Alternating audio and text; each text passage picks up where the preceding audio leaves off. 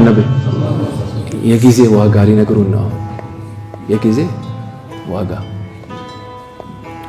አንዲት አሽከር ወይም አገልጋይ ሴት ባሪያ ኃይለኛ በሆነ ወረርሽኝ ሳቢያ ሕይወቷ አለፈ። ከሞተች በኋላ አባቷ በህልማቸው ይመለከቷታል። ከዛም ልጄ ሆይ እስቲ ስለ ቀጣዩ ዓለም ንገሪኝ አሏት። ላኢላሃ በወረርሽኝ ሞተች።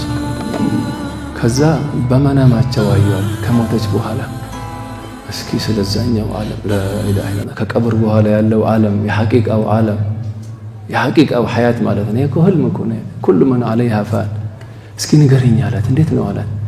አሁን የዚህ ረመዳንን ዋጋ አውቀ ነው እንዲገባ እኮ ነው። አይዋ ምን አለችው? እሷም አባቴ ሆይ ወደ ከባድ ነገር መጣን አለችው። አላህ ያግራለን ያረብ ከቀብር በኋላ ያለውን ሐያት ገራገር አላህ ያርገው። እናውቃለን ነገር ግን መስራት አንችልም። ግን መስራት አንችልም አለች። እድሉ የለንም። እናንተ ደግሞ አታውቁም ግን መስራት ትችላላችሁ፣ እድሉ አላችሁ።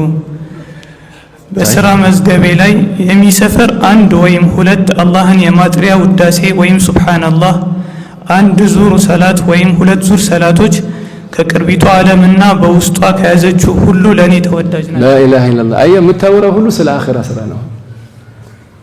አሁን ዱንያ ወማ ፊሃ ከዚህ ዱንያ ወማ ፊሃ አላሁ አክበር ምን ይሻለኛል አለች። መዝገቤ ላይ አንድ ሱብሃንአላህ እስኪ በሉ አንድ ሱብሃንአላህ ወልሐምዱሊላህ ወላ ኢላሃ ኢላላህ ወላሁ አክበር። ይሄ ዱንያ ወማ ፊሃ ይሄ ይሻለኛል አወቀችው። አሁን ይሄ ዱንያ ወማ ፊሃ ጠፊ እንደሆነ ትተው ነው ሄደችው። ይሄ